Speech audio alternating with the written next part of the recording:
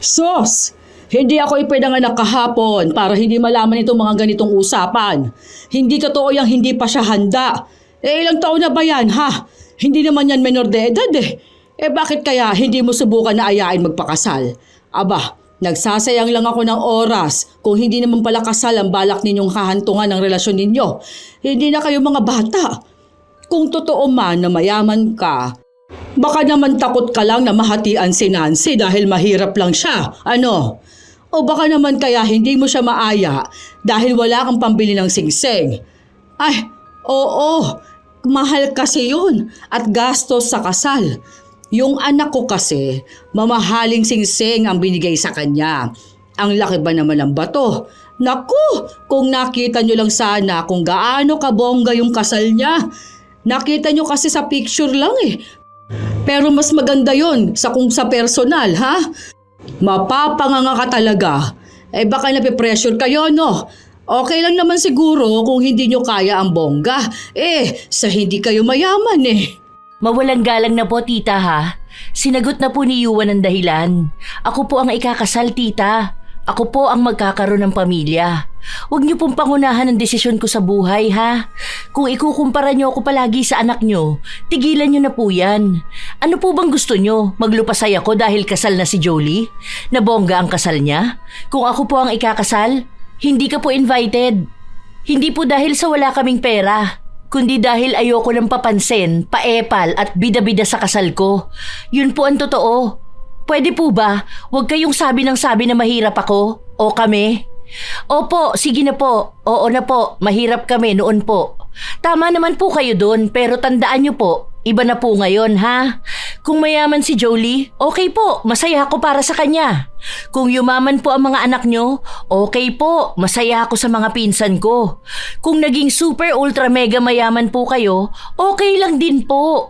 Kita naman po namin, huwag nyo na pong ibida palagi, ha? Alam na po namin eh. Hindi naman po siguro dadagdag sa yaman nyo kung papakialaman nyo ang buhay ko, di ba? Dapat po happy lang tayo dito. Kasi yung ibang kamag-anak, ngayon ko lang nakita eh. Gusto ko silang kilalanin. Kaso naman, ikaw nang ikaw ang nakikita ko. Tama na muna maging bida, tita. Hayaan mo naman muna ako, ha? Kaya mo na po yan. Huwag mo na po kaming isama sa mga kwento mo. Baka po kasi walang interesado sa buhay nyo. Kaya kailangan kasama po ako, no? Nakakalungkot bang isipin, pero may mga pagkakataon talaga na ang kaanak mo pa ang manghahamak sa'yo. Ganon ang nararamdaman ni Nancy sa tiyahin nilang si Corina. Masyadong mataas kasi ang tingin ni Corina sa kanyang sarili. Ngunit lahat yon ay mababago ng isang pangyayari na magdadala sa kanya sa kadiliman. Magagawa pa kayang magpakumbaba ni Corina? O sadyang yayakap siya sa isang mabigat na pagbabago ng kanyang buhay? Ayos po yun, Tay. Para naman po makasama mo rin ang mga kapatid mo. Sayang hindi po ako makakasama. Natapat pa kasi na may pasok. Pwede ka naman yatang sumunod, no? Nasabi naman ng tita mo na ayos lang naman yun. Basta raw mauna na ako. Try ko na lang po.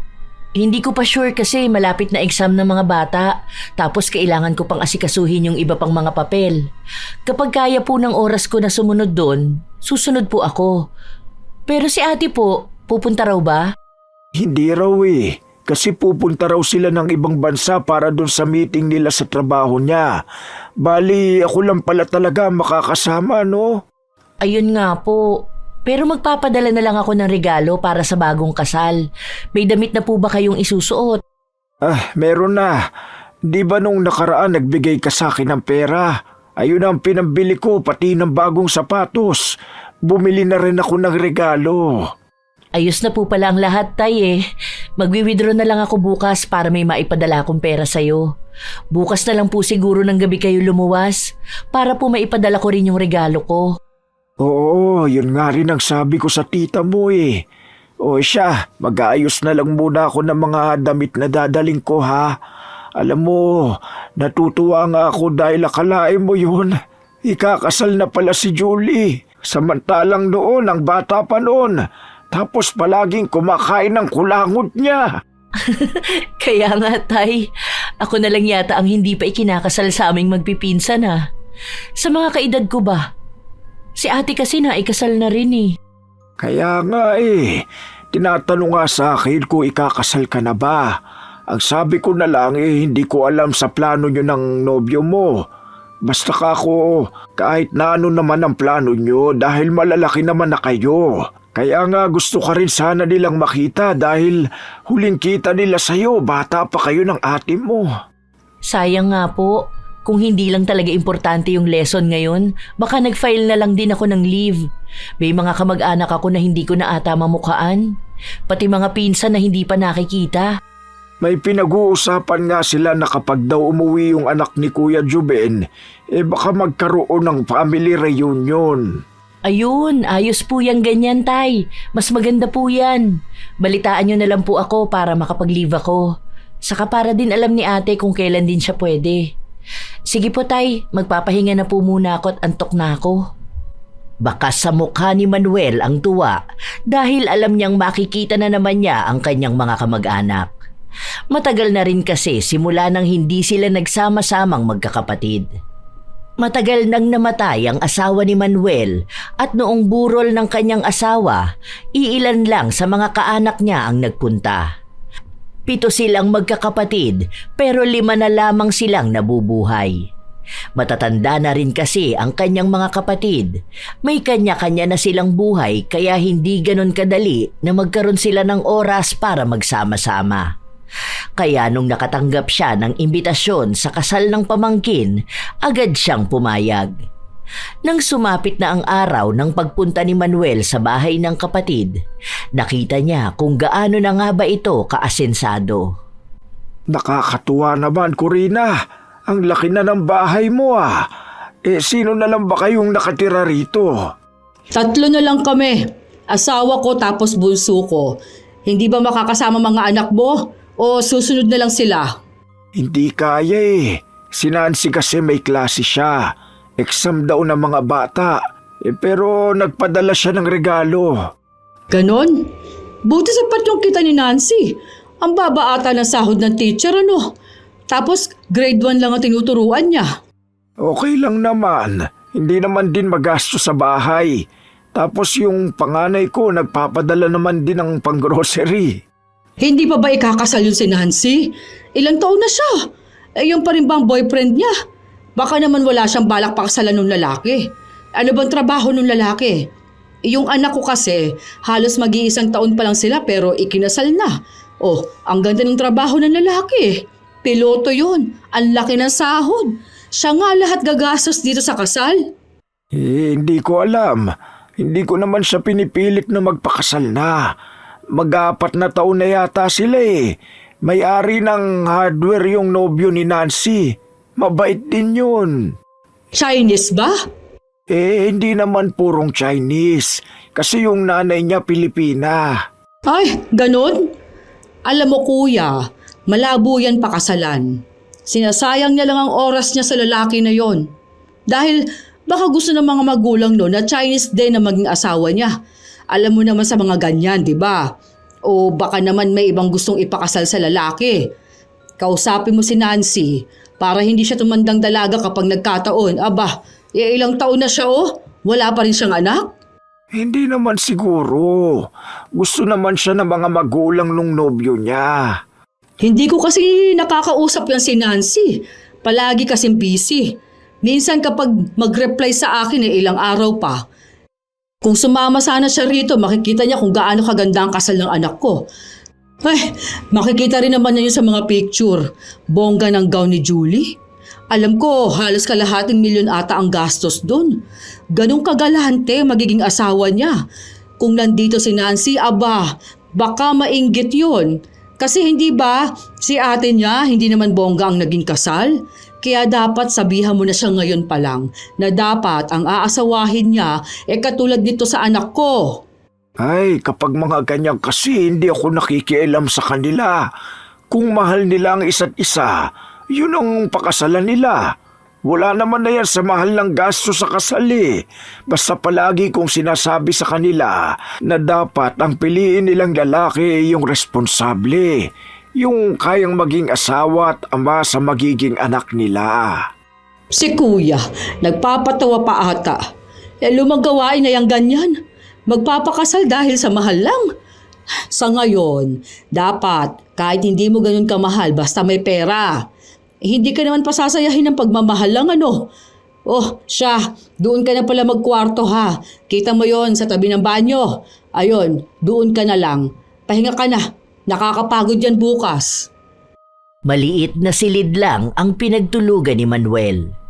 Wala namang problema doon dahil sanay naman siya. Habang ang iilan nilang mga kamag-anak na may kaya sa buhay, pinatulog sa mas magandang kwarto. Hindi naman sumama ang loob ni Manuel dahil naiintindihan niyang mahirap pa rin ang tingin sa kanya ng mga kaanak niya. Noon kasi, siya talaga ang pinakamahirap sa kanilang magkakapatid. Hindi siya nakapagtapos ng pag-aaral, tapos ay tumira sila sa maliit na bahay. Tinaguyod niya ang kanyang pamilya. Nung magkaroon na ng trabaho ang dalawa niyang anak, doon lang sila nakaangat sa buhay. Hindi pa sila ganon kayaman katulad ni Corina, pero hindi na sila mahirap katulad noon. Kinabukasan, maagang nagising si Manuel. Balak na sana niyang maligo para magbihis, pero pinigilan siya ng kanyang kapatid. Huwag mong gamitin yan kuya. Doon ka sa kabilang banyo. Alam mo yung sa kusina. Meron doon pinto tapos labas ka doon.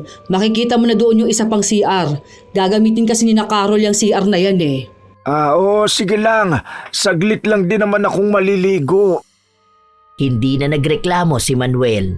Sinunod niya na lang ang sinabi ng kanyang kapatid. Nung nakaayos na siya, pinalagay sa isang sasakyan ang lahat ng regalo. Tapos noon ay sumakay na rin ang iba. Kuya, sa kanila ka na sumabay ha. Hindi na kita isasama sa simbahan. Diretso ka na sa reception.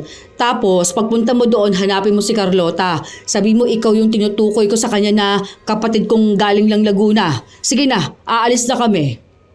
Tumangulang si Manuel. Nang makita niya ang tinutukoy ng kapatid, agad siya nitong isinama sa kusina at tinuruan ng mga gagawin niya. Naatasan siya na maghugas ng mga plato at sinabi na kumain na muna siya bago magsimula dahil baka mamaya ay wala na silang oras pa. Doon nakaramdam ng lungkot si Manuel. Lumuwas pa siya para sa imbitasyon sa kanya sa kasal pero hindi naman pala siya magiging bisita lang. Noong nagsisimula na ang kasiyahan, nasa loob lamang ng kusina si Manuel.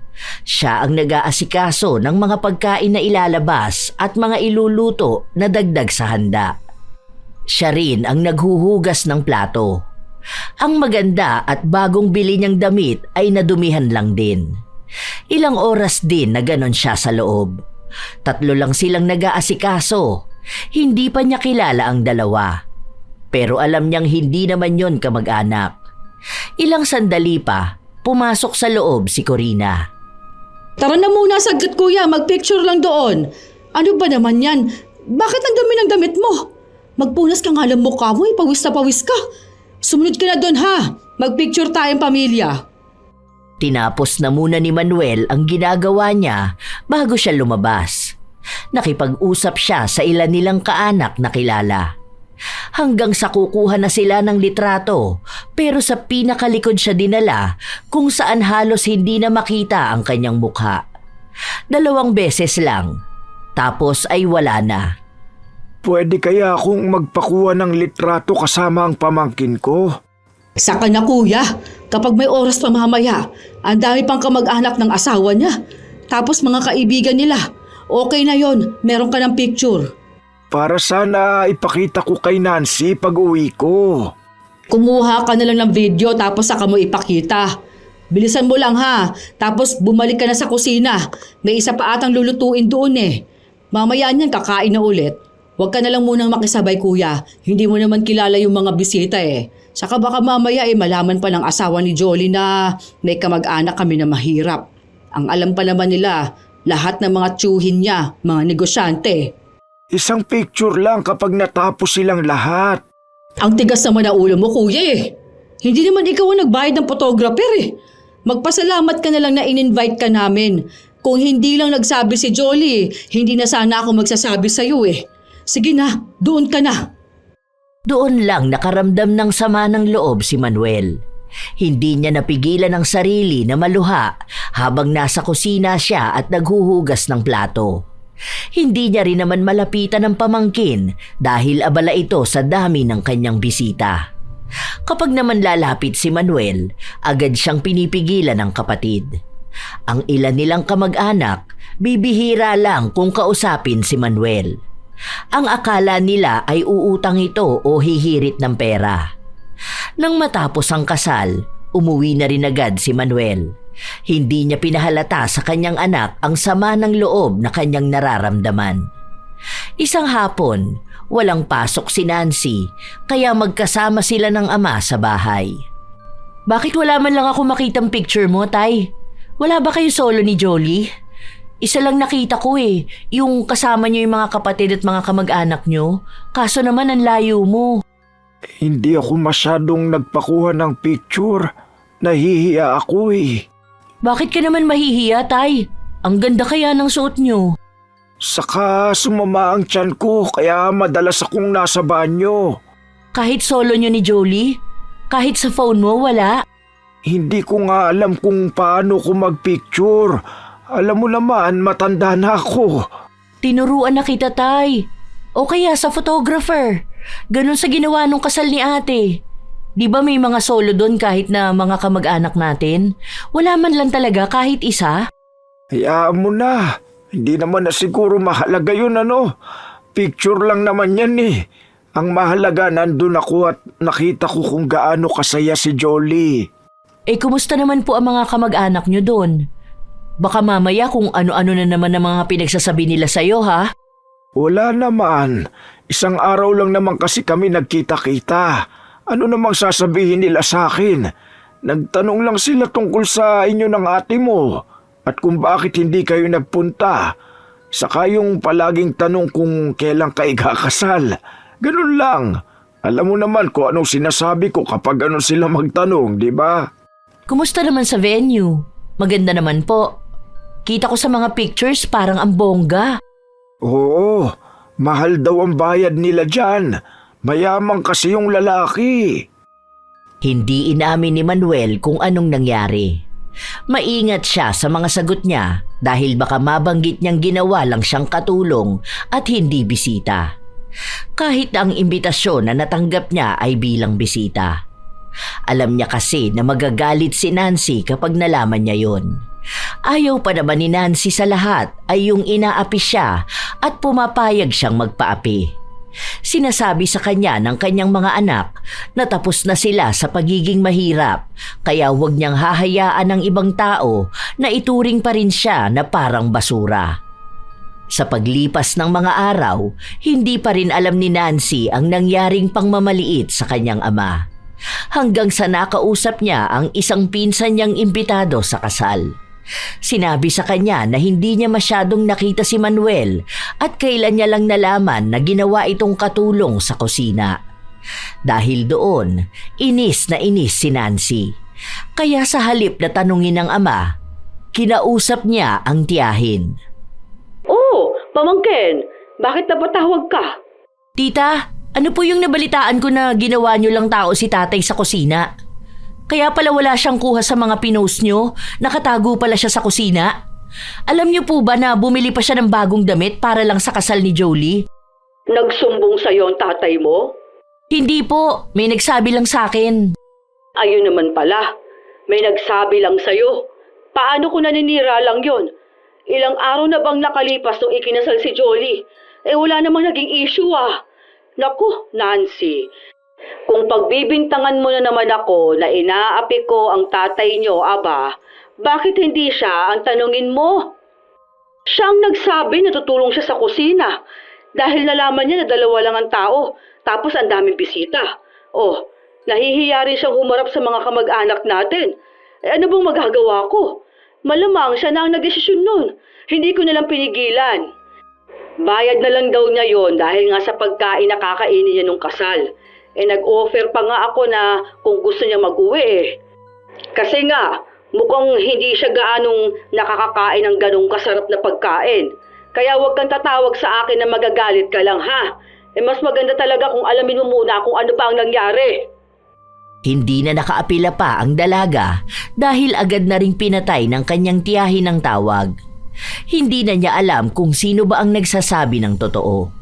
Dahil kapag tinanong naman niya ang kanyang ama, hindi rin naman ito aamin. Pero sinubukan pa rin ni Nancy na kausapin si Manuel. Bakit kasi ayaw niyo pang aminin, Tay? Baka mamaya takot ka lang sa kanila. Bakit naman ako matatakot sa kanila? Iba naman na kamo ang sitwasyon natin ngayon, di ba? Hindi lang talaga ako sanay na maging bisita kapag may mga handaan. Naalala mo nung kasal ng ate mo? Nasa kusina rin ako, di ba? Hay, basta Tay, kapag may mga ganyan na inimbitahan ka bilang bisita, pumunta ka bilang bisita, ha? Hindi na uso ngayon yung papupuntahin ka para maging katulong nila doon. Kung may panghanda sila, sana may pambayad din sila sa tagalinis, di ba?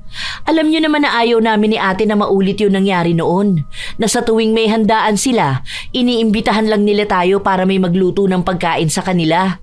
Kung ganun lang ang gagawin nila sa'yo, huwag ka na lang po magpunta ng handaan nila. Yung lulutuin nila, kaya naman natin yung bilhin ngayon. Oo, wag mo na akong pagalitan, anak ko. Nag-aalala lang kami ni ate. Paano kasi alam namin ang ugali ng mga kamag-anak natin na yan? Akala nila sila lang ang pwedeng maging mayaman. Akala nila sila lang ang nakakaangat sa buhay. Kaya wala silang ibang ginawa kundi ang maliitin tayo. Kaya nga kami nagsisikap ni ate para hindi na mababa ang tingin niyang mga kamag-anak natin. Lalo na si Tita Corina. Ay, hayaan mo na ang tita mo. Ganun naman na talaga siya magsalita noon pa eh. Kahit na po. Niyayabangan ka niya noon na siya may magandang trabaho. Hindi naman siya magkakaroon nun kung hindi rin naman dahil sa sakripisyo mo para pag-aralin siya. Tapos pati yung pag-aasawa ng anak niya, iyayabang niya pa sa akin. Hayaan mo na ha. Huwag ka nang ma-stress. Baka mamaya niyan kapag may family outing tayo, hindi ka sumama. May malaman lang ako na hindi maganda nung kasal ni Jolie. Ay nako, baka hindi talaga tayo pupunta. Hindi bali nang wag na makita mga kamag-anak, kesa naman ganun ang makakasalamuha. Di ba? Tila ba lumabas na ang mga nakatagong sama ng loob ni Nancy. Kahit kasi ilang taon na ang nakalipas, hindi niya pa rin nakakalimutan kung paano sila alipinin ng mga kamag-anak nila. Lalo na kapag may mga handaan, palaging sila ang nasa kusina at nagliligpit ng pinagkainan ng mga nakakaangat sa buhay nilang kaanak. Ilang linggo pa ang lumipas, si Corina naman ang bumisita sa kanilang bahay. Sinabi nito na bumili ng bahay si Jolie, malapit lang din kila Nancy. Merienda po muna kayo, tita. San po ulit yung bahay na binili ni Jolie? Pati po ba kayo titira doon? Diyan lang sa kanto. Alam mo yung kulay green na gate? Ayun ang binili niya. Gusto niya raw lumipat dito eh. Hindi ko nga alam kung bakit. Pero binili naman din ng asawa niya yung bahay. Tinignan ko lang kaya sumama na rin ako. Tapos naalala ko tong papunta sa bahay niyo. Yung bahay dati ni Kuya Hector. Maganda po doon. Mahal lang bili ng asawa ni Jolie. Cash ang bigay niya. Nasa 5M ata yun. Oh, ang mura na po nun. Kasi yung bahay na binili ni ate, magkano yun? Nasa 12M ata. Malawak kasi yung bakuran eh. Hindi naman cash bili ng ate mo doon. 3 years to pay ata to eh. Kahit na po. 1 taon na lang bayad na yun. Yung asawa kasi ni Jolie, kahit pa 20M pa yung gustong ipabili ng anak ko, kaya niyang i-cash. Ikaw ba? Hindi ka pa binibilihan ng boyfriend mo ng bahay. Naku, huwag mo sabihin na kapag ikinasal kayo, dito kayo titira.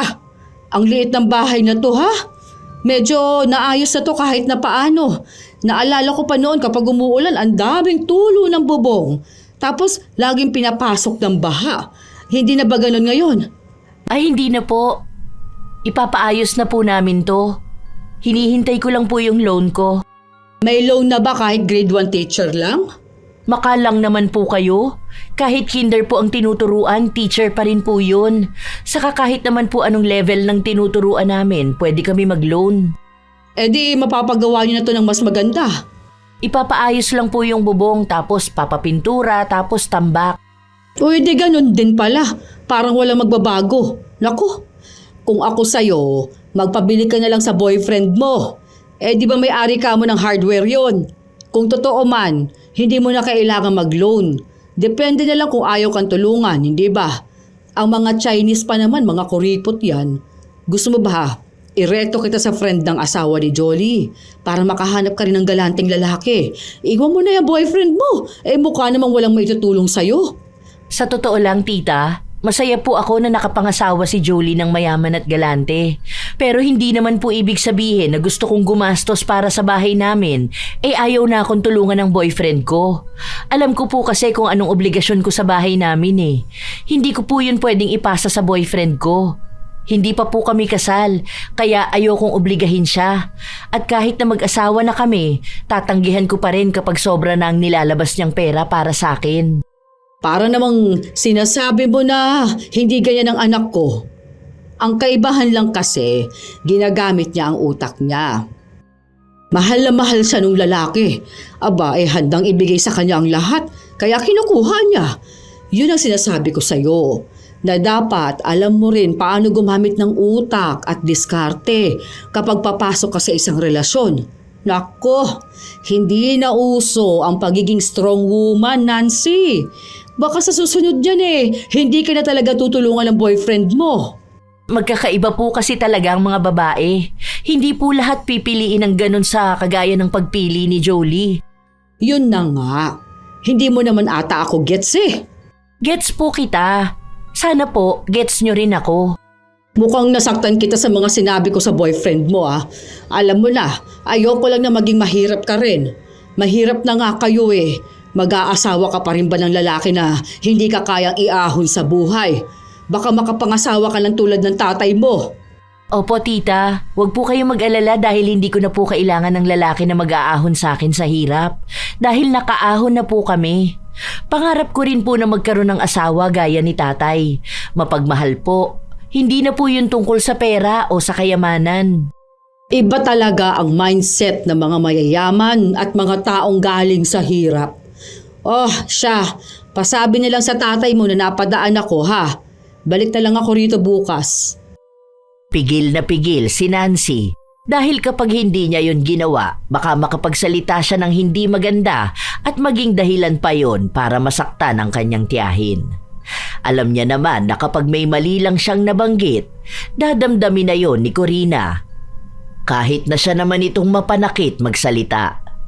Nang kinagabihan, doon lang umuwi si Manuel. Galing siya sa labas kasama ang ilan niyang mga kaibigan. Nakita ko si Jolie Nandiyan pala sila. Binili raw ng asawa niya yung bahay ni Hector. Opo. Andito nga po si tita kanina Niyayabang na naman niya yung pagbili ng cash. Hindi ko nakita si Corina pero sabi nga nandun daw. Bakit hindi mo ako tinawag kanina?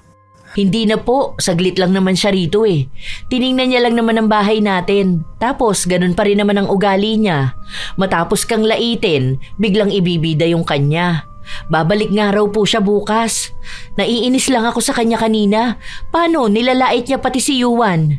Sabi ba naman sa akin, irereto ko dun sa mas mayaman? Para ano? Naiinis ako. Para namang pera na lang lahat. Mas mayaman pa nga si Yuan kesa dyan sa asawa ni Jolie. Ayoko lang iyabang. Ay, hayaan mo na siya. Kilala mo naman ang tita mo, hindi ba? Kaya namihasa yun Paano? Siguro nung mga bata pa lang kayo palagi niyong sinasabi na hayaan na lang siya. Tapos ang ending, ayan, naging masama ang ugali. Kung may kapatid akong ganyan sa kanya, naku, baka bungal na yon kakasampal ko sa bibig niya. Naku, nakakatakot ka naman maging ate, anak ko. Talaga tay? Ikaw kasi ang bait niyo Dapat lagi niyong pinapamukha sa kanya na wala siya sa kinalalagyan niya kung hindi dahil sa inyo. Iba talaga ang energy ni Tita Corina dahil ang bilis niyang mapainit ang ulo ko. Imagine, grade 1 student ang tinuturuan ko Ang kukulit, tapos yung pasensya ko ang haba. Samantalang isa lang si Tita Corina pero nasagad niya ang pasensya ko. Natatawa lamang si Manuel habang nagsasalita ang kanyang anak.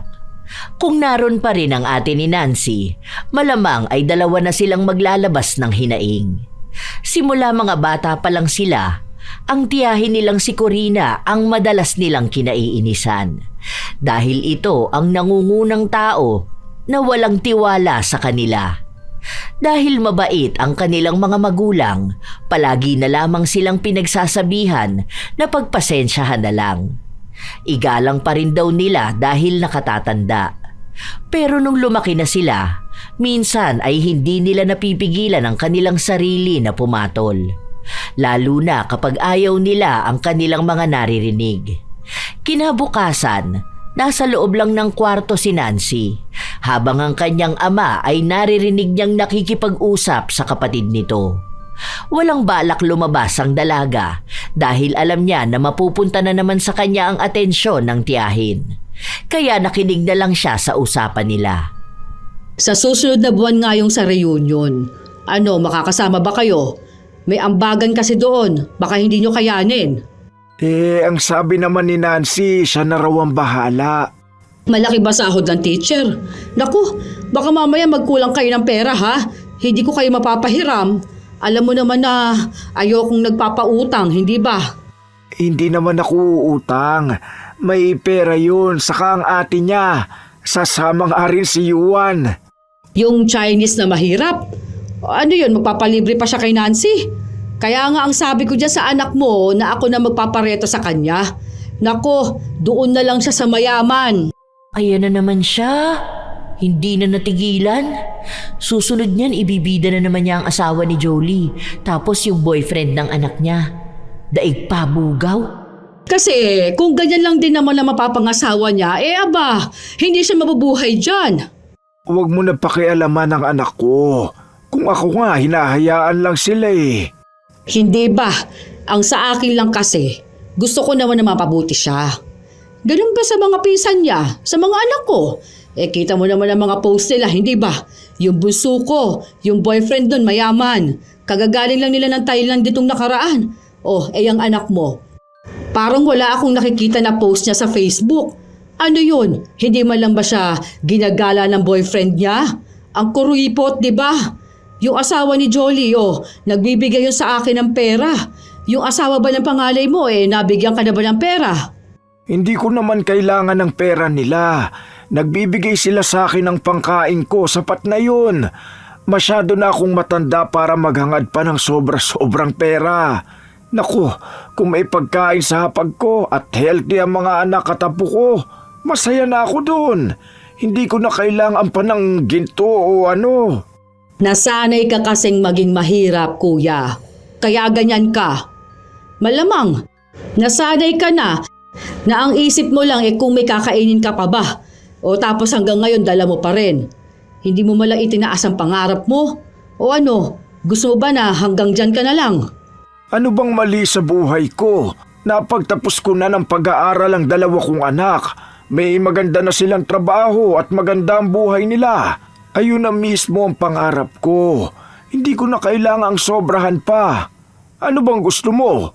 Pangarapin kong magkaroon ng ilang daang libo sa bulsa ko? Ano namang gagawin ko sa pera? Ibibili ko ng pagkain? Meron naman akong nakakain sa bahay. Masaya yung panganay ko sa asawa niya. Hindi sila sobrang rangya pero hindi naman sila pinababayaan. Yung dalawa kong apo maayos naman, ano pa ba? Si Nancy masaya maging teacher. Yung boyfriend niya matagal na sila. Mayaman yun, hindi rin madamot. Ayoko lang hinga ng pera eh. Kapag binigyan ako, binabalik ko. Kung ikakasal sila, alam ko na nasa maayos na ang anak ko. Yun na mismo ang pangarap ko. Wala nang sobra. Ilang taon na ba ako? Ilang taon na lang bang ilalagi ko sa mundo? Masaya ko basta masaya ang mga anak ko. Ay, ewan ko sa'yo, kuya. Kaya ganyan din ang mga anak mo eh. Kaya hindi mataas ang pangarap dahil nakikita nila sa'yo. Dapat ngayon pa lang ipamukha mo na sa kanila na dapat mag-ambisyon sila na yumaman. Paano silang yayaman kapag nagkaroon sila ng asawa na mayaman? Pero sige, ikaw pa rin ang bahala. Buhay niyo naman yan eh. Uulit at uulit lang din yung ganyang mindset hanggang sa hindi na talaga kayo makaangat sa buhay. Basta, wag lang kayo manggugulo sa amin, lalo na sa akin. Yun bang uutang ka? Ganon? Kasi pagsasabihan talaga kita. Okay lang yun. Hindi naman ako nangutang kahit na isang beses. Noong bata pa nga ang mga anak ko, hindi naman ako lumapit sa'yo. Ngayon pa kaya na may kanya-kanya na silang pinagkakakitaan? Sige na, sabihan mo na lang si Nancy kung saan ipapadala ang pera para dun sa ambagan. Hindi pa tapos mag-usap ang magkapatid pero sinadya ni Nancy na lumabas. Hindi na kasi niya matiis ang naririnig niya. Gusto ng tita niyang magyabang, sisimulan niya rin magyabang. Nandyan ka naman pala, Nancy. O ano, tara, pag-usapan natin ang mangyayari sa reunion. Meron naman po sa GC, tita. Sure na kayo, nasasama kayo ha? Pati yung boyfriend mo. Basta wala magpapalibre ha kapag kinulang kayo. Hindi naman po kami magpapalibre. Napag-usapan na namin to ni Yuan. Magdadala nga siya ng sarili naming sasakyan eh. Isa dun sa 7 niyang sasakyan ang gagamitin namin. Ang sabi nga niya mag-book kami nung mas mahal na hotel. Kaso ewan ko kung yun ang gagawin niya kasi sagot naman niya yun. Baka kasi hindi tayo magkasya dun sa bahay na nirentahan. Nag-offer din pala siya na kung madadaanan natin yung resort na pag-aari niya, pwede daw tayo dun. Huwag ka mag-alala, tita. Kahit ata ilibre nun ng buong angka natin, mayaman pa rin siya. Eme, sige po, magsi-CR lang ako. Bakas ang inis sa mukha ni Corina dahil sa pagyayabang ni Nancy. Tunay naman ang mga sinabi ng dalaga. Hindi na dapat niya babanggitin ang mga salita na yun dahil napag-usapan nila ng nobyo, nasasabay na lang sila sa kung ano ang gusto ng karamihan ng kaanak ni Nancy. Sadyang niyabangan lang siya sa inasta ng kanyang tiyahin kaya sinabayan niya ito. Ilang araw pa ang lumipas, lahat sila ay naghahanda na sa paparating na reunion. Maging si Manuel ay nag-eempake na ng kanyang mga damit. Tay, kasya pa ba to dyan sa bag mo? Sabi ni ate pasabay daw to. Kanya to naiwan niya rito nung pumunta sila. Sige, ilapag mo dyan. Isisiksi ko na lang yan mamaya. Tay, bakit dala mo na naman yung butas na damit mo na yan? Wag na yan, luma na yan eh. Tapos yung isa mong damit, pambahay mo lang yan dito. Bakit? Hindi ko ba pwedeng dalhin to? Hindi na ba ako magpapambahay doon? Hindi naman sa ganun. Ang inaano ko lang, alam mo naman yung mga kamag-anak mo doon, di ba? Kapag nakita nila na ganyan ang suot mo, ano na namang sasabihin nila sa'yo? May binila akong bagong damit mo, di ba? Dala ko naman yun. Pambahay lang naman to eh. Lalo na kapag matutulog na tayo. Para naman hindi mo alam na hirap ako makatulog kapag hindi ako komportable sa suot ko. Eh sige po, okay na yan. Basta yung mga binili nating damit, dalhin niyo po ha? Ilang araw pa ang nakalipas hanggang sa dumating na ang araw na magsasama-sama sila. Pagdating pa lang nila, nagsimula na ang payabangan. Ang dami na nilang baon na mga kwento. Ang isang tiyahin, sinabing nakabili ng bahay ang anak sa ibang bansa. Ang isa naman ay may nobyong politiko ang anak. May payabangan sa pag-aaral. Iba-iba. Sanay na si Nancy sa ganon dahil bata pa lang siya kung ano-ano na ang binibida ng mga kaanak niya. May mga sumama na ibang mga kamag-anak na kapos at sila lang madalas ang kinakausap ni Nancy dahil mas magaan silang kausap kaysa sa mga taong mayayabang. Ramdam din kasi ni Nancy ang pinaparamdam sa kanila na para bang hindi sila kasali sa pamilya dahil lang sa wala silang yaman. Habang nakikipag-usap ang dalaga sa isa nilang kaanak, lumapit sa kanya si Corina. Halika, andun yung isa mong lola. Hindi mo yun matandaan pero hinahanap ka niya. Tita namin yun sa unang asawa ng tatay. Natatandaan ka kasi niya dahil naaalala niya nung bata ka pa sobrang bait mo raw kahit na pinapagalitan ka na. Tara! Ay wait lang tita, may pinag-uusapan kasi kami. Sunod na lang ako sa'yo. Ano ka ba? Huwag ka na makipag-usap sa mga yan. Ano namang interesado sa buhay ng mga yan? Kung gusto mong ma-attract ang energy ng kayamanan, dapat nakikipag-usap ka doon sa mga mayayaman. Tingnan mo nga, wala gaano lumalapit sa kanila. Kasi sino ba namang kakausap sa kanila kung walang ibang maririnig kundi daing? Tapos magpapaawa pa yung mga yan. Tapos hihingian ka ng pera. Ay, tara na. Hindi na nakaapila pa si Nancy matapos silang hilahin ng kanyang tiyahin. Pinasunod din ang kanyang nobyo para ipakilala sa ibang mga kamag-anak nila. Pinapangunahan ni Corina ang pamangkin na dapat ay hinahayaan niyang kilalanin ng mga kamag-anak nila. Ginagawa ito ni Corina hindi dahil gusto niyang ipagyabang si Nancy, kundi para ibida rin ang kanyang kwento. Wala kasing handang makinig sa paulit-ulit niyang yabang. Tia Bel, ito yung bunso ni Manuel. Ayan yung kinukwento ninyong naaalala ninyong bata na nauntog sa pinto tapos naapakan niyo ang kamay. Oh, dalagan na ano. Oh, ito ang boyfriend niya. Ilang taon na yan sila pero hindi pa rin nagpapakasal. Dapat nga magpakasal na sila ano. Kasi ilang taon na itong si Nancy. Baka mahirapan na itong magkaroon ng anak. Ang hirap pa naman kung iisa lang ang anak. Naku, baka nga masaklap, hindi pa magkaroon ng anak. Hi, hello po Lola. Ikwento mo sa kanilang buhay mo. Wala naman pong kakaiba sa buhay ko. Teacher po pala ako. Grade 1 po ang mga tinuturuan ko. Yung boyfriend mo, anong trabaho niya? Kailan kayo magpapakasal? Hindi naman po nila tinatanong. Kahit na, ikwento mo lang sa kanila. Hindi po ako pala kwento. Basta po may boyfriend ako, si Yuan po. Wala pa po kaming balak magpakasal. Hindi pa po namin alam kung kailan po. Hindi naman po kami nagmamadali. Ay, ikaw naman Yuan. Baka naman kasi hindi mo inaaya ng kasal itong pamangkin ko. Malamang ang sasabihin niya wala pa siyang balak magpakasal. Dahil bakit nga naman siya magpapakasal kung wala naman nag-aaya sa kanya? Oo nga naman, bakit babae ang tinatanong kung kailan siya ikakasal? Kung dapat, lalaki ang nagpaplano nun. Hindi naman totoo na ayaw na magpakasal pa ng mga babae, ano? Yung anak ko nga, ikinasal siya kasi gusto talaga ng asawa niya na siya ang makasama. Baka kasi hindi pa kayo sigurado sa isa't isa, ha? Hindi ba tanggap ng mga magulang mo ang relasyon mo kay Nancy? Ganun kasi ang mga Chinese eh. Nagsalita ang nobyo ni Nancy at sinabi na tanggap ng mga magulang niya si Nancy at sigurado na siya. Sadyang hindi niya lang pinipilit ang nobya na magpakasal kung hindi pa naman ito handa. Sus!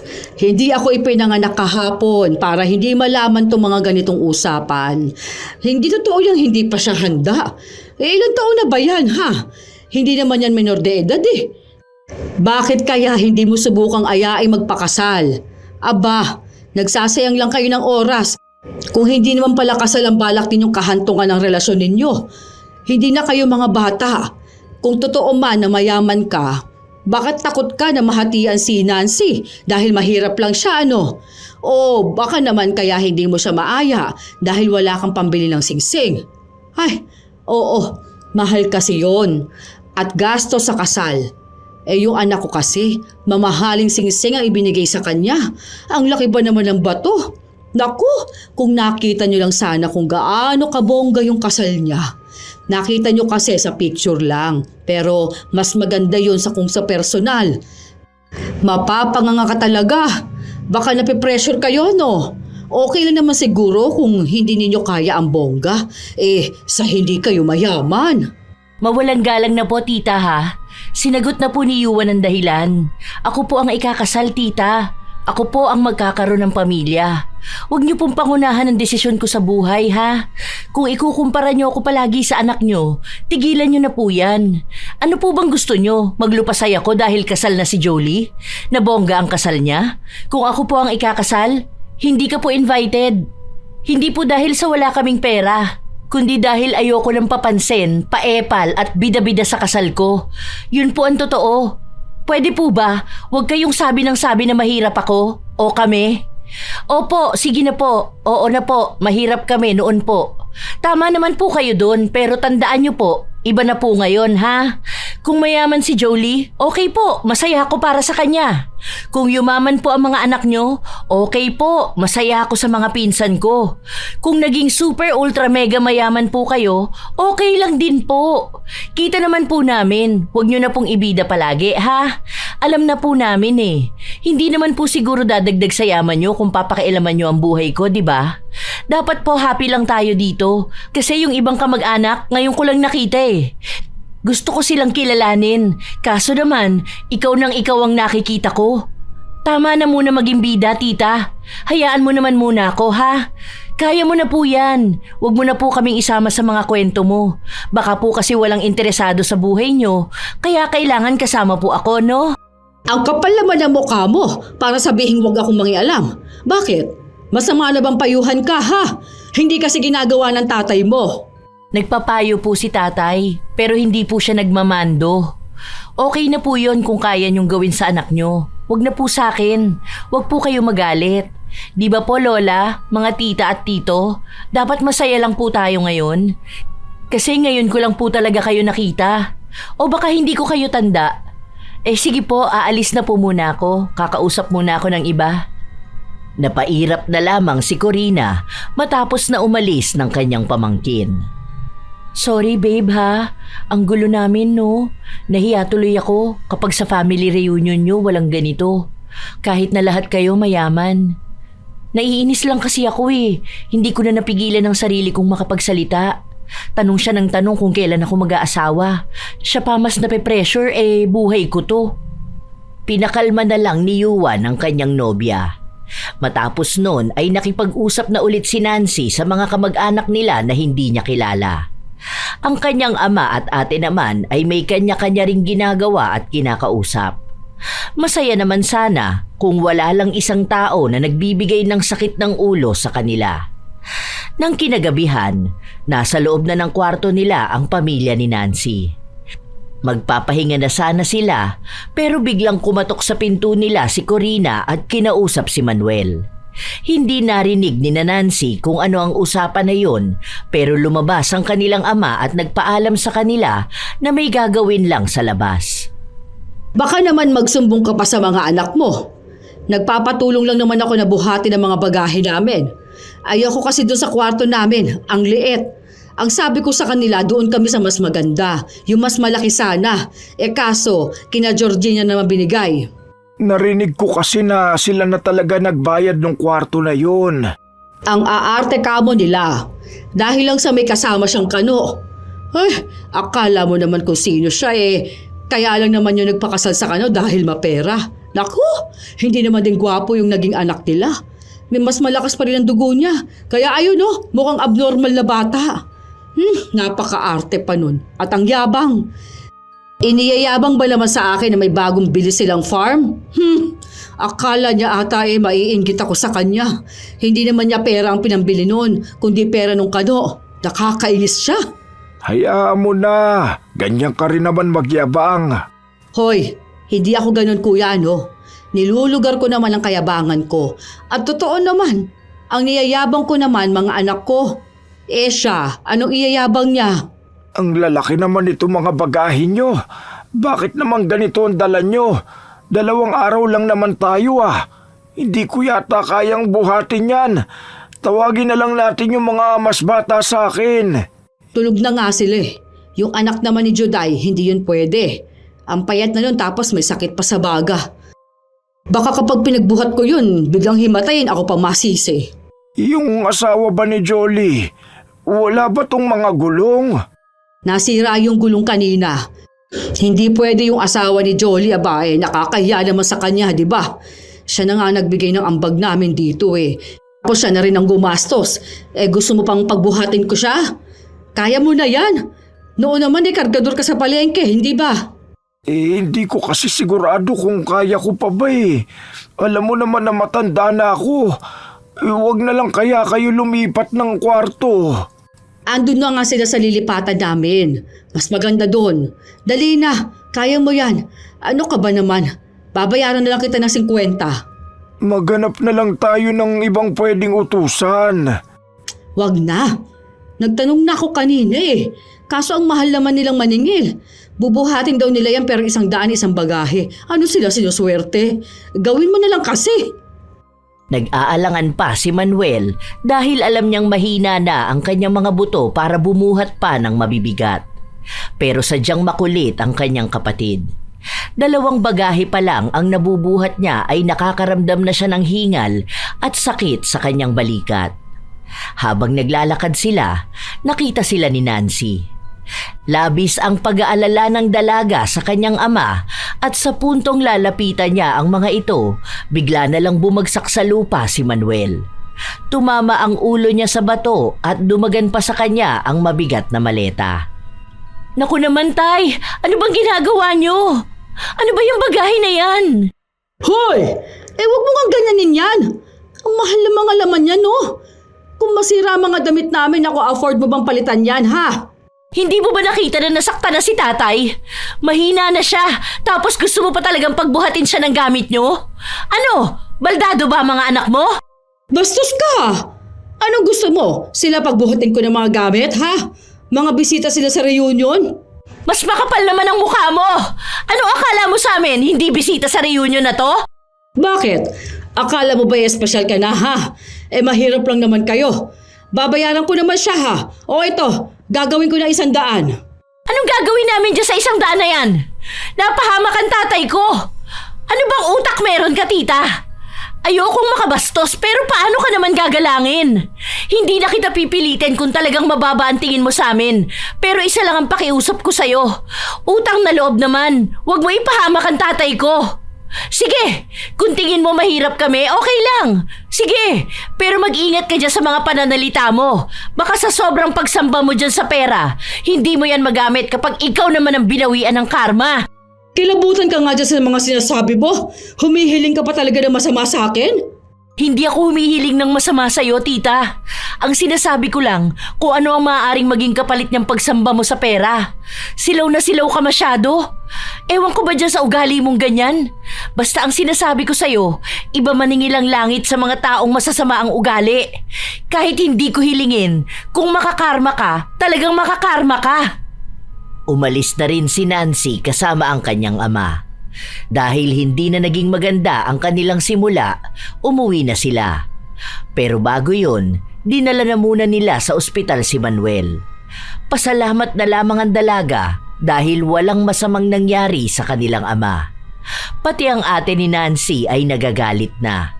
Pinagsabihan din nito ang kanilang ama na bakit sunod siya ng sunod sa inuutos sa kanya ng kapatid niya. Siya ang panganay, bakit pumapayag siyang gawing utusan lang?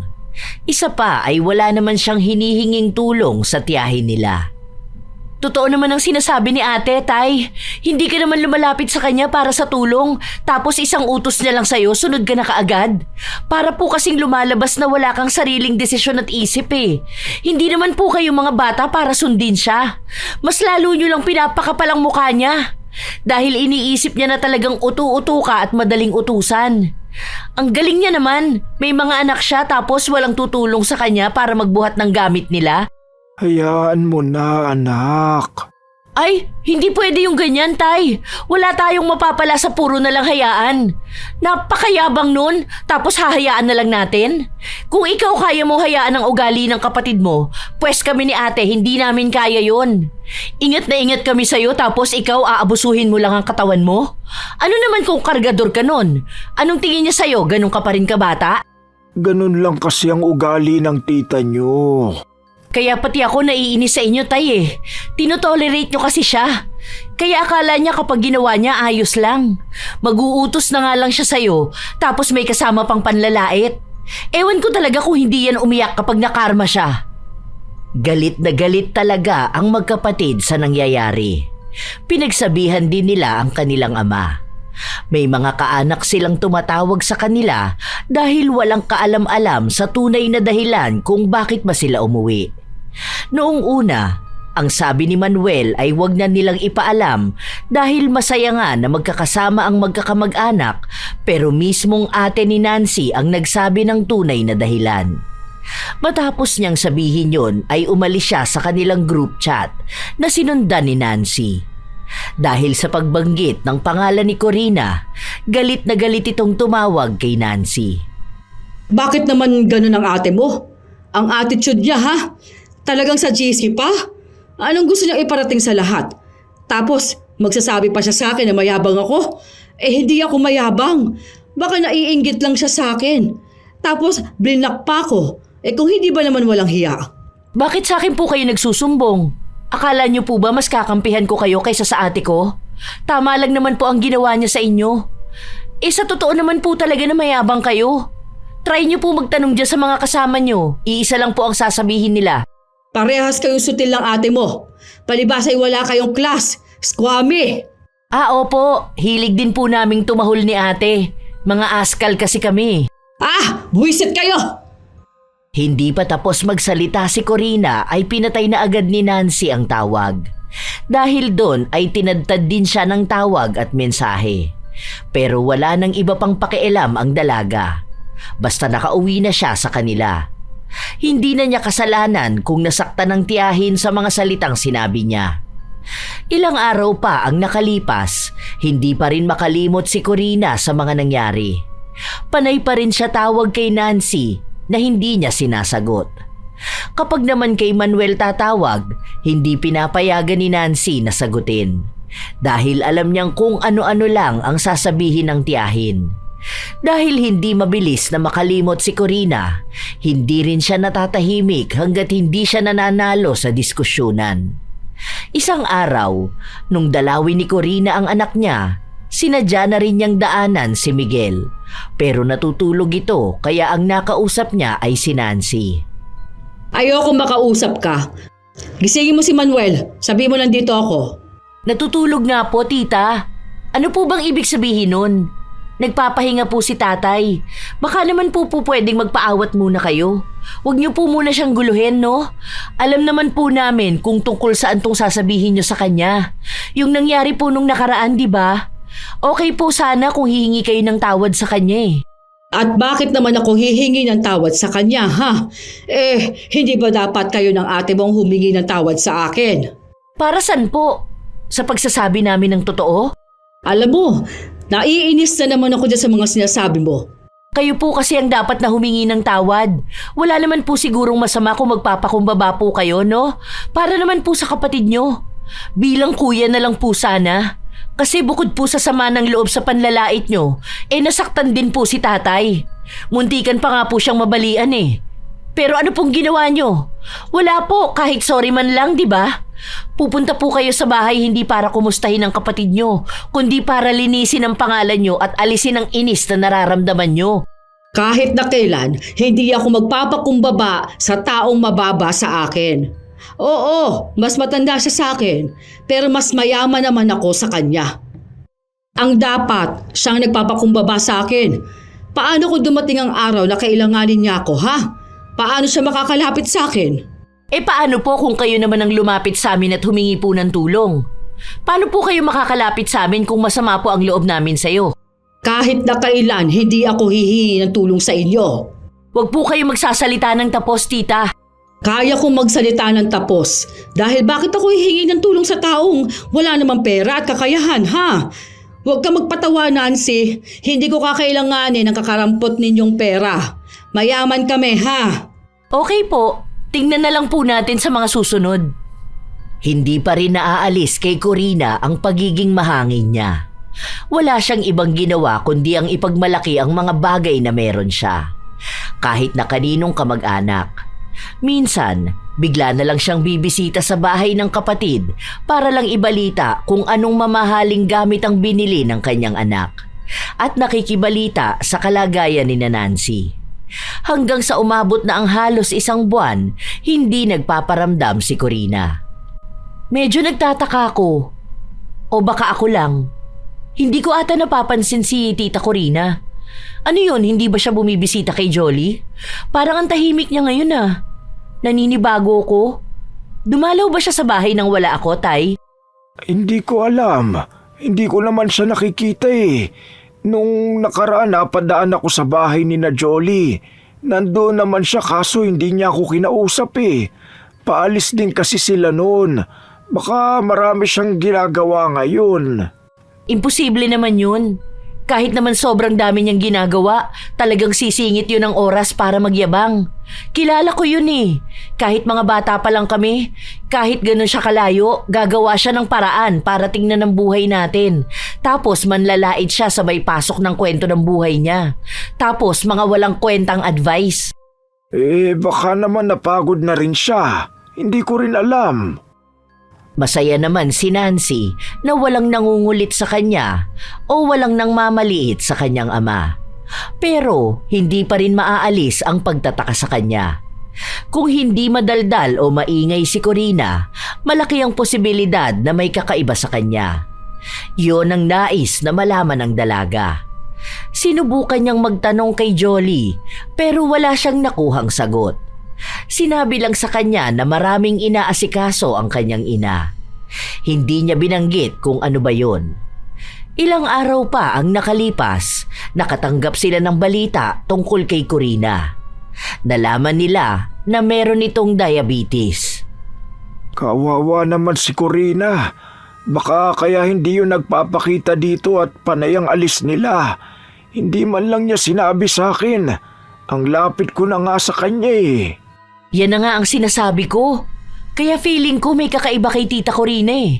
Hindi naman kasi ganun yun. Kahit na kailan hindi yun nanahimik. Bigla tuloy ako naawa sa kanya kahit na sobrang nakakainis ang ugali niya. Sandali nga, pupuntahan ko sa kanila. Naku naman talaga yung kapatid ko na yan oh. Sama na ako, Tay. Pero mamaya na lang, magluluto na muna ako. Magdala tayo dun. Kahit na may galit si Nancy sa kanyang tiyahin, hindi naman niya maaalis ang pag-aalala. Lalo na at kakaiba ang sakit nito. Alam niya na kahit na gaano pa karami ang pera ni Corina, hindi nito magagamot ang kanyang sakit. Nang puntahan nila si Corina sa bahay ng anak nito, ayaw niya namang magpakita. Sinabi niya lang sa anak na paalisin sila dahil wala siyang panahon para makipag-usap sa kahit na kanino. Inaasahan naman yun ni Nancy, lalo na't alam niyang ayaw na ayaw ng kanyang tiyahin na nakikita siyang mahina. Ngayon na may sakit na siya, hindi na niya kayang ipagmalaki ang mga bagay na meron siya. Tita, okay lang. Hindi naman kami nagpunta rito para awayin ka. Nagdala lang kami ng pagkain mo. Kukumustahin ka lang naman namin.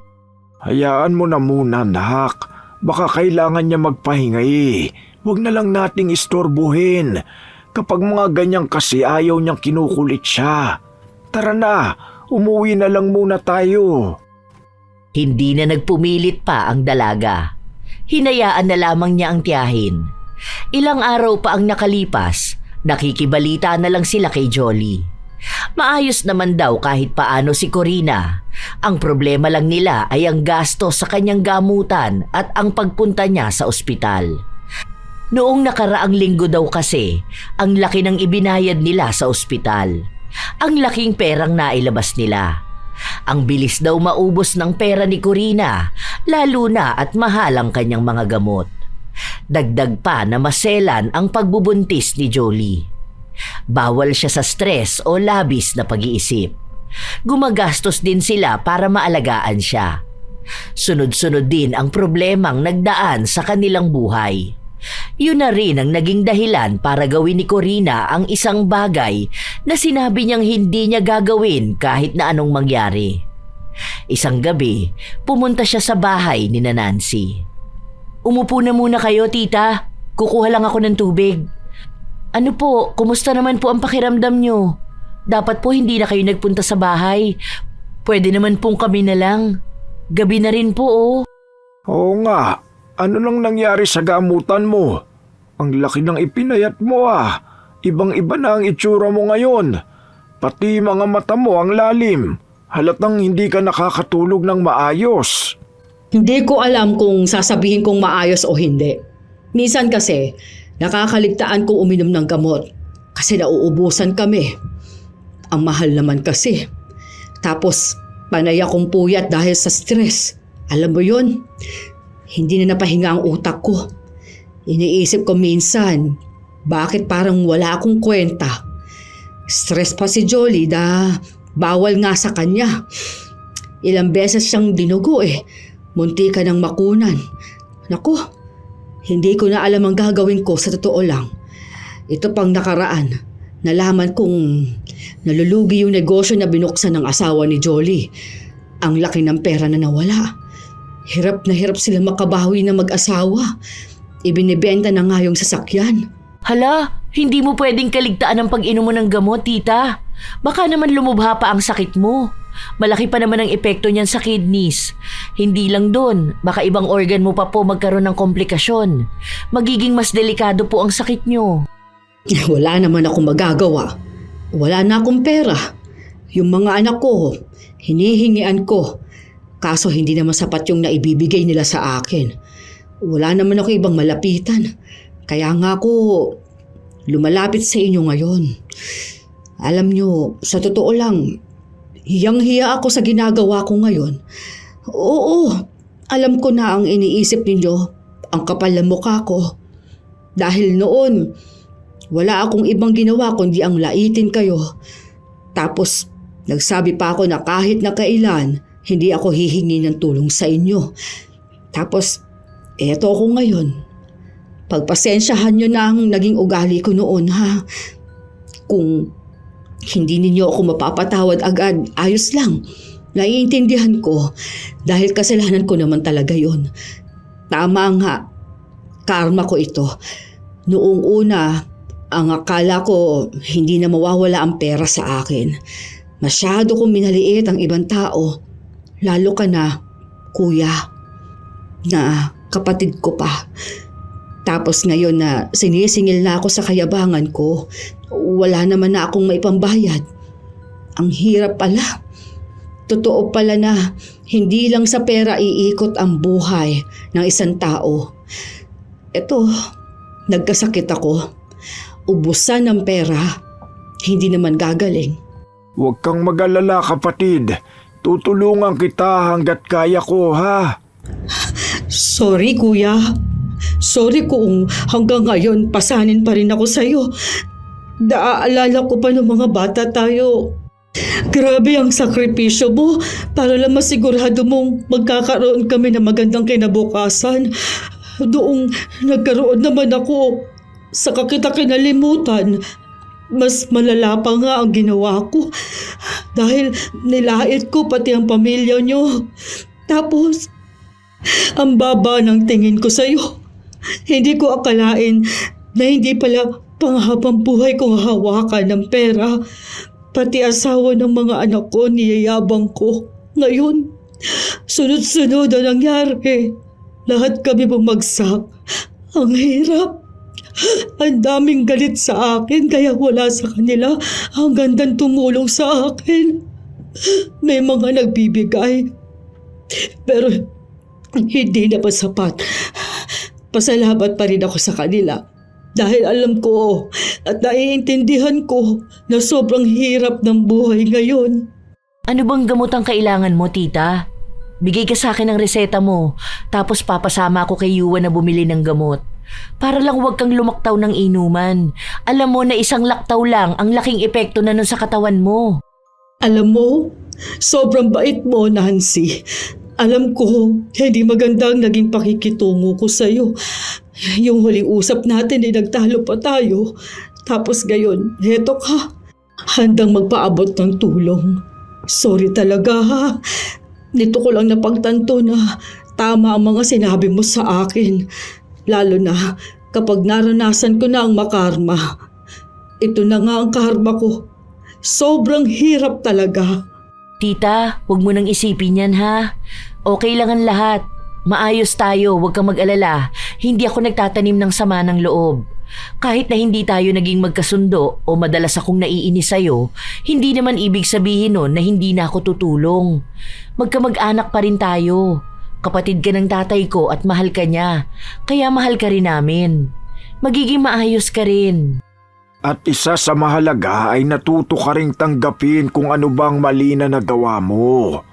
Karma man yan o sadyang may sakit ka, ang importante, hindi ka nawawala ng pag-asa at nagawa mong humingi ng tawad. Maraming salamat sa inyo. Hindi ko alam kung magagawa ko pang makabawi sa inyo. Noong una kasi talagang nag-aalangan akong lapitan kayo. Iniisip kong sa lahat ng kamag-anak, kayo ang pinaka-nasaktan ko. Tapos, noong lumapit ako, hindi man lang ako nakarinig ng masakit na salita mula sa inyo. Pinatawad niyo ako at pinakita ninyong handa ninyo akong tulungan. Salamat. Napakabuti niyo. Tunay talaga na dapat pinahahalagahan ng isang pamilya. Dahil sa huli, hindi naman talaga pera ang tunay na yaman, kundi ang samahan ng iisang dugo. Basta kapag kailangan mo ng tulong, nandito lang si Kuya ha. Katulad ng pangako ko sa iyo noon na hindi kita iiwan, na hindi kita pababayaan. Hanggat kaya ko, tutulungan kita dahil kapatid kita. Naging emosyonal ang magkapatid habang nag-uusap sila. Alam naman nila na matatanda na sila, na darating din ang oras na magpapaalam sila sa mundo. Pero hanggat magkasama sila, gusto ni Manuel na sulitin ang mga sandali. May mga bagay na hindi nila napagkakasunduan. Hindi naman yun dahilan para pabayaan niya ang kapatid. Kahit na ilang taon na sila, patuloy pa ring umiiral ang pagiging kuya ni Manuel. Gusto niyang tulungan ang kapatid sa abot ng kanyang makakaya. Nagpatuloy ang gamutan ni Corina habang ang isa sa tumutulong sa kanya ay sina Nancy. Dahil sa nangyari, nagkaroon din ng malaking pagbabago sa pag-uugali ni Corina. Hindi na siya katulad noon na lahat na lang ay ipagyayabang niya. Natuto na siyang magpakumbaba. May mga tao talagang nakakalimot sa tunay na halaga ng buhay. Akala nila dahil sila'y may pera, may karapatan na silang apak-apakan ang mas mababa sa kanila. Lahat gusto nilang ipagyabang. Ang bahay, sasakyan, damit at pati mga bagay na dapat sana'y hindi na kailangang ipamukha sa iba. Pero sa sobrang taas ng tingin sa sarili, nakalimutan na nilang maging makatao.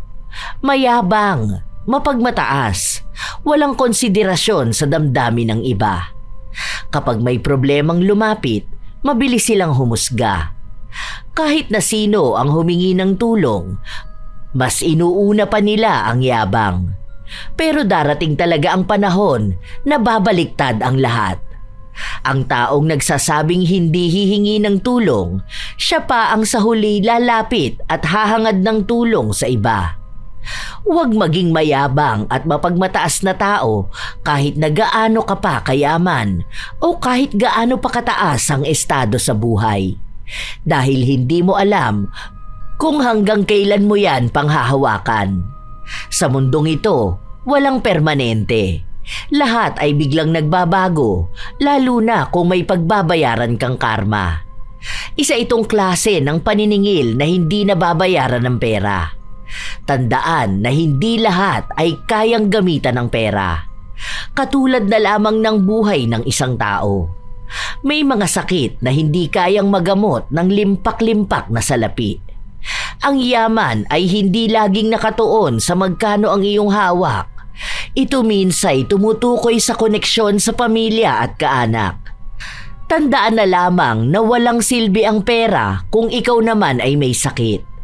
Walang saysay ang yaman kung kaaway mo naman ang iyong kadugo. Ang kayamanan ay nauubos, pero ang pagmamahal ng pamilya at ang kalusugang ibinigay ng Diyos, yan ang kayamanang walang kapalit.